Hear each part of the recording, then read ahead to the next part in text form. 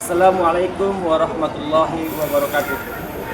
Kepada Bapak Ibu dosen penguji uji kinerja pada PPG Transformasi Guru Quran Hadis tahun 2025. Perkenalkan, saya Adanan Siregar, mahasiswa PPG Quran Hadis semester 3 tahun 2025 di LPTK UIN Profesor Kiai Haji Saifuddin Juhri Purwokerto dengan NIM 2541 1040 81 641.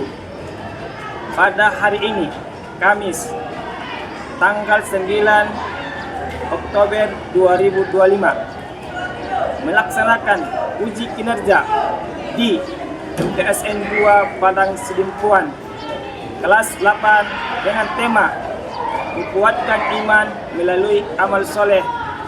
Terima kasih, selamat menyaksikan. Assalamualaikum. Waalaikumsalam warahmatullahi wabarakatuh. Kaifa halukum?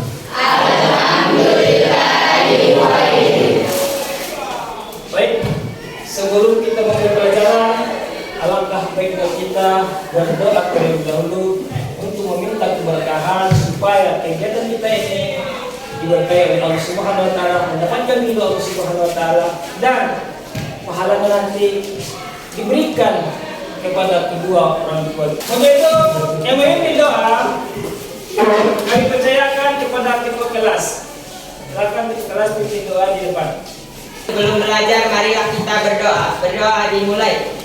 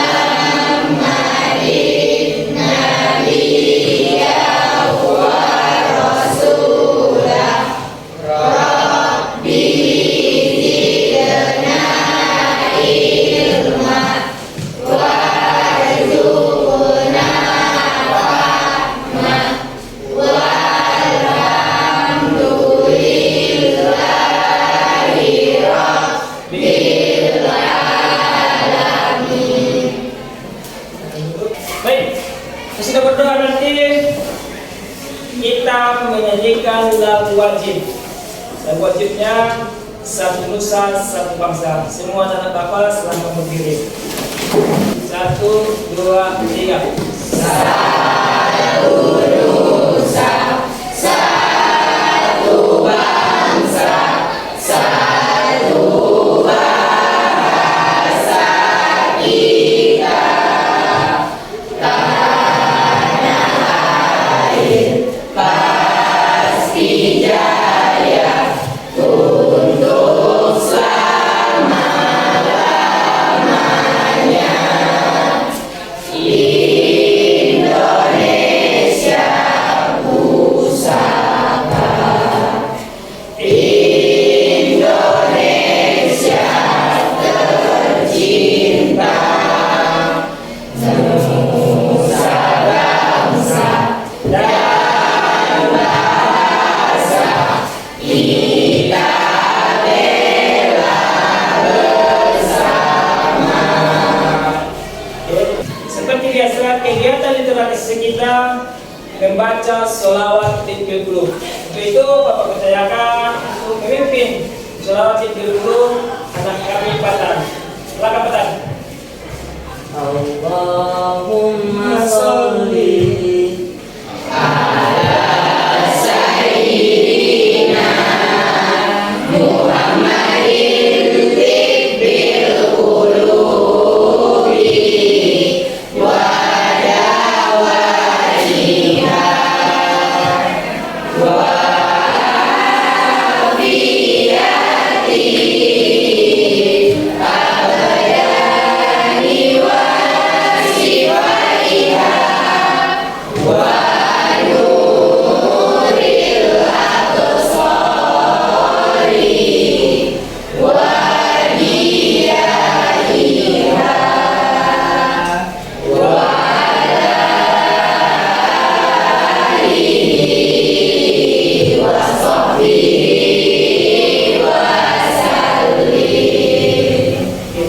semua anak kami dulu.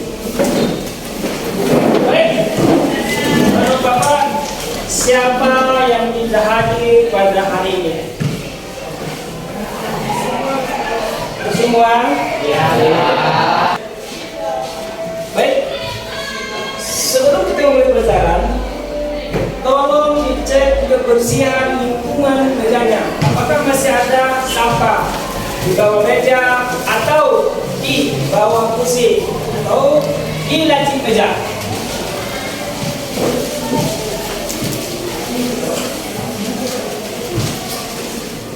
Baik.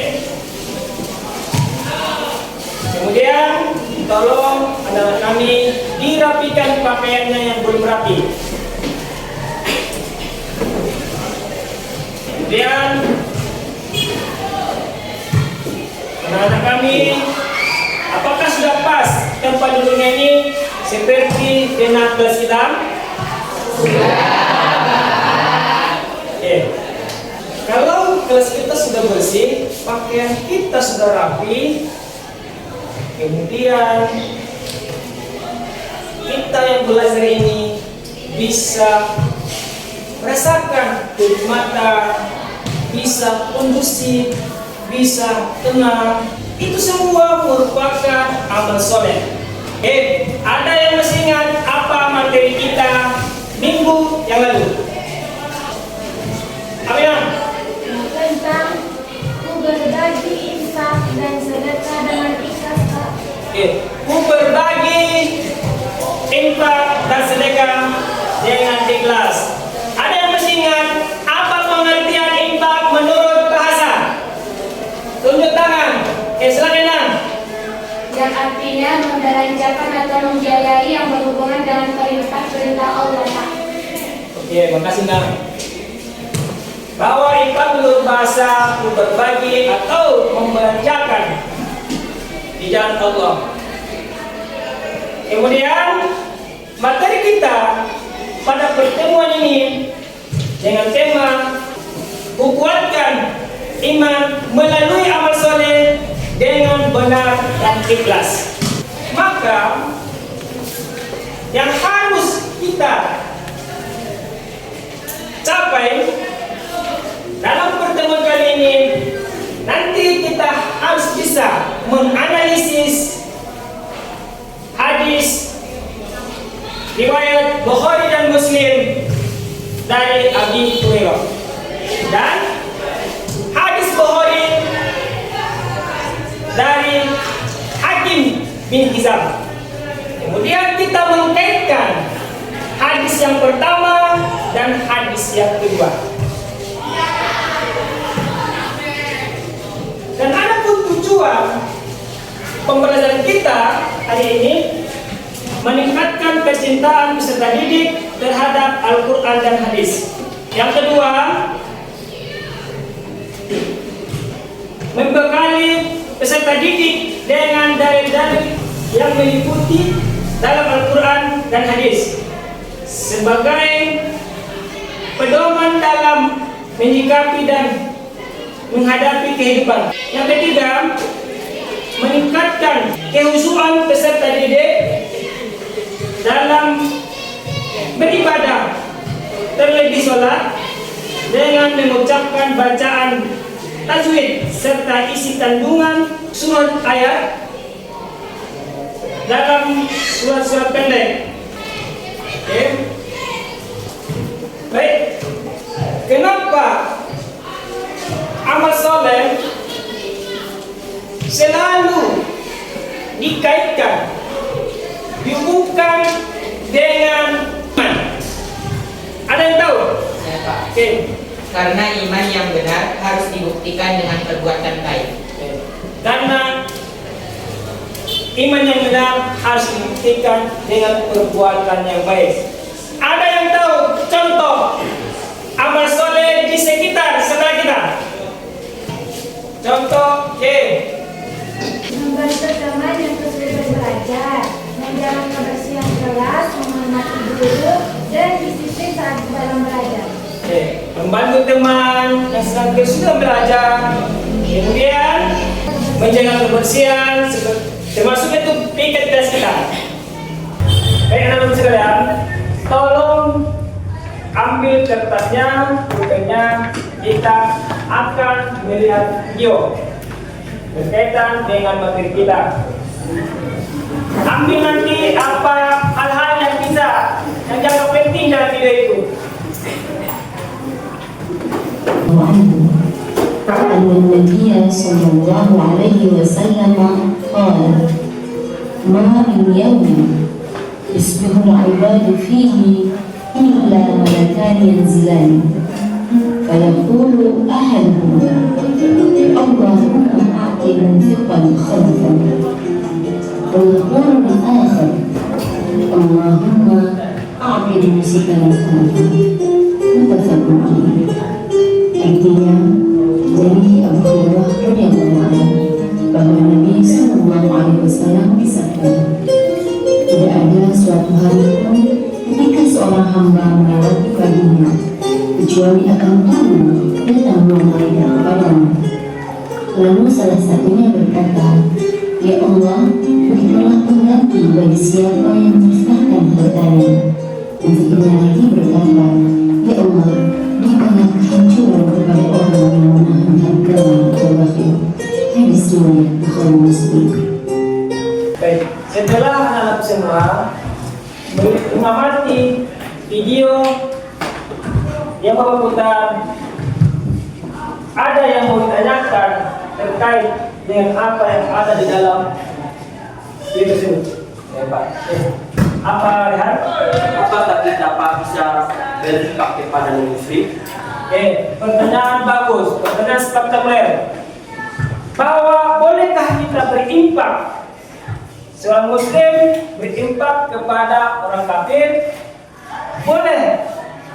Karena ini pernah dicontohkan oleh Rasulullah ketika Rasulullah berada di kota Mekah. Ketika Rasulullah mau berangkat sholat asar ke Masjidil Haram, maka ada senantiasa orang kafir jahiliyah selalu meludahi Rasulullah. Tapi ketika orang kafir itu sakit, Rasulullah menjenguknya. Berarti itu merupakan dalil bagi kita bahwa boleh berinfak, boleh bersedekah kepada orang kafir. Di sini nanti tugas kalian, pertama di sini sebuah cerita. Kemudian tugas nanti mencari apa masalah utama dalam cerita itu.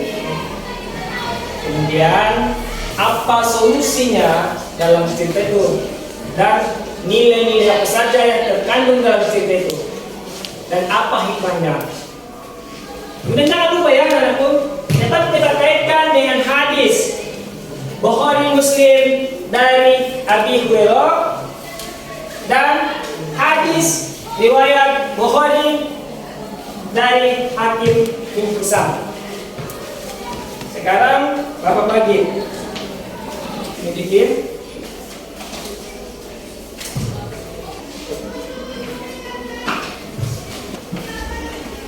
Sebelum kita melaksanakan kegiatan diskusi ini, kita melaksanakan speaking dulu biar segera kembali dalam mengerjakan tugasnya. Semua anakku silakan berdiri. Langkah kanan, langkah mantul, duduk. Silakan duduk. Karena silakan tugasnya. Bapak kasih waktunya 15 menit. Diskusi dengan kelompoknya.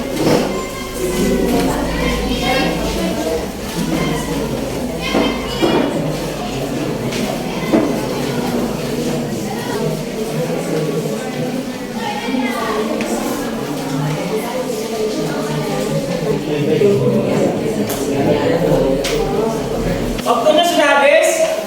Sekarang saatnya anak-anak sekalian melakukan presentasi. Oke?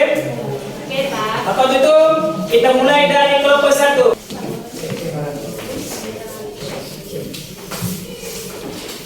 Ini adalah masalah utama dalam cerita yang kami diskusikan. Ujian keikhlasan Ahmad dalam bersedekah di tengah keterbatasan ekonomi.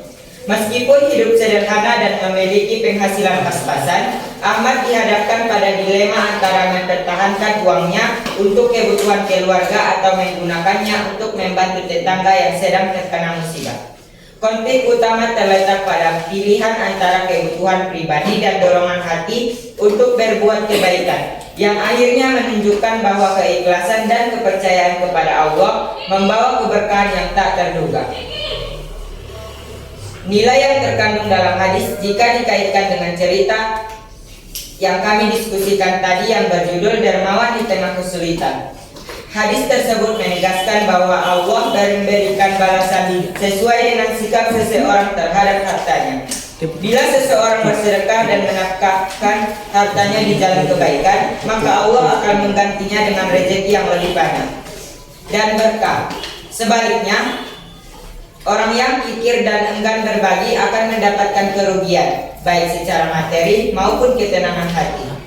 Dalam cerita dermawan di tengah kesulitan yang baru kami diskusikan tadi, nilai hadis ini tampak jelas pada sikap Ahmad yang tetap bersedekah meski sedang kesulitan ekonomi. Ia menolong tetangganya dengan tulus tanpa mengharapkan imbalan, dan akhirnya Allah membalasnya dengan kenaikan jabatan dan rezeki yang melimpah. Hal ini menunjukkan bahwa sedekah tidak mengurangi harta, justru mendatangkan keberkahan serta ketenangan batin. Selanjutnya kelompok 5 yang akan mempresentasikan hasil diskusinya. Silakan. Dalam cerita ini adalah bagaimana Arif menghadapi tantangan untuk hidup mandiri dan tidak bergantung pada orang tua, meskipun ia sebenarnya berasal dari keluarga yang mampu. Ia harus berjuang menyeimbangkan waktu antara kuliah dan berjualan, mengatur keuangan sendiri, serta menjaga semangat agar tetap konsisten berusaha dengan cara yang halal. Tantangan tersebut menjadi ujian bagi Arif dalam menerapkan nilai kemandirian, kerja keras, dan keikhlasan dalam mencari rezeki tanpa meminta-minta kepada orang lain. Karena semua kelompok sudah mempresentasikan hasil diskusinya, maka kita buka sesi tanya jawab. Silakan kelompok 1 memberikan pertanyaannya kepada kelompok 2, 3, 4, dan 5. Silakan. Ingin memberikan soal kepada kelompok 3. Dalam kehidupan sehari-hari, kita sering menemui para pengemis. Bagaimana pendapatmu tentang perilaku tersebut sesuai dengan hadis di atas? Silakan kelompok 3 jawab. Menurut hadis, meminta-minta tanpa kebutuhan mendesak tidak dianjurkan karena menunjukkan sikap malas dan bergantung pada orang lain. Namun jika seseorang benar-benar tidak mampu, maka ia boleh meminta bantuan. Umat Islam hendaknya menolong mereka yang lemah sambil tetap mendorong mereka untuk berusaha. Kita dengar terus kelompok 3.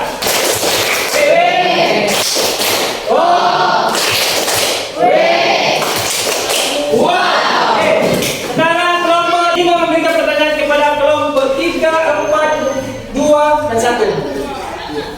Silakan. Kami akan memberikan pertanyaan kepada kelompok 2. Sebutkan keutamaan orang berinfak berdasarkan 2 hadis di atas. Kami akan menjawab pertanyaan dari kelompok 5. Keutamaan orang berinfak berdasarkan kedua hadis di atas. 1. Mendapatkan doa malaikat agar hartanya diganti dan diberkahi Allah. 2. Hartanya menjadi bersih dan bertambah keberkahannya. 3. Ditinggikan derajatnya di sisi Allah. 4. Mendapat pahala besar dan dijauhkan dari sifat kikir. 5. Termasuk golongan orang yang lebih baik karena suka memberi dan bukan meminta. Kita berikan terus untuk kelompok 2.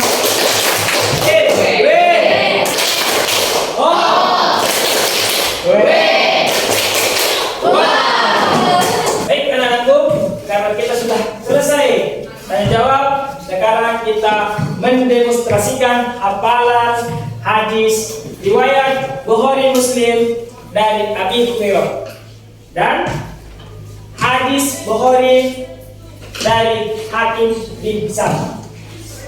Anak-anakku, siapa yang sudah hafal? Maju ke depan. Bismillahirrahmanirrahim. An Abi Hurairah radhiyallahu anhu anna Nabiyya sallallahu alaihi wasallam qala ma min yawmin yusbihu ibadu fihi illa malakani yanzilani fayaqulu ahaduhuma Allahumma a'ti munfiqa khalafan wa yaqulul akhar Allahumma a'ti mumsikan kalafan. Muttafaqun alaih. Baik, semua tugasnya dikumpul.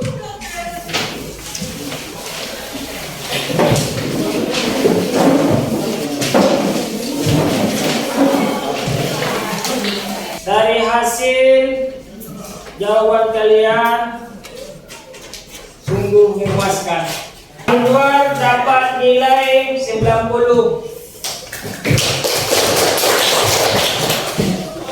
Tapi nanti Mang Anwar tetap diterapkan di lingkungan masyarakat kita ya Mang ya. Kita terus berinfak, bersedekah ya. Kami Nazwa dapat nilai 100. Nilai yang sangat memuaskan. Tapi jangan terus diterapkan infak dan sedekahnya, khususnya di sebelah kita ya. Jangan lupa menolong kawan-kawannya yang membutuhkan pertolongan. Baik, sebelum kita menyimpulkan materi kita hari ini, alangkah baiknya kita tetap kita memberikan semangat dan tetap bergairah kita melaksanakan next breaking. Oke, semua adalah Bapak belakang diri. Gajah, semut, semut, ular, ular, ular, gajah, gajah, semut, ular. Kesimpulannya, kita melihat dari hadis. Pertama, hadis riwayat Bukhari Muslim dari Abi Hurairah, kita selalu berbuat kebaikan, berinfak dan bersedekah. Karena orang yang berinfak selalu didoakan malaikat supaya harta kita itu tetap bertambah. Dan orang yang suka menahan hartanya itu juga didoakan malaikat supaya binasa dan hancur. Kemudian dari hadis kedua, hadis riwayat Bukhari dari Hakim bin Hizam, bahwa tangan di atas lebih baik daripada tangan di bawah. Dan hadis ini mengajarkan kepada kita dilarang untuk meminta-minta. Tapi kalau dalam keadaan darurat sudah mendesak penting, kita bolehkan meminta. Mungkin itu yang bisa Bapak sampaikan. Mari kita tutup pembelajaran kita hari ini dengan ucapan doa Alhamdulillahirabbil alamin. Alhamdulillahirabbil alamin. Assalamualaikum warahmatullahi wabarakatuh.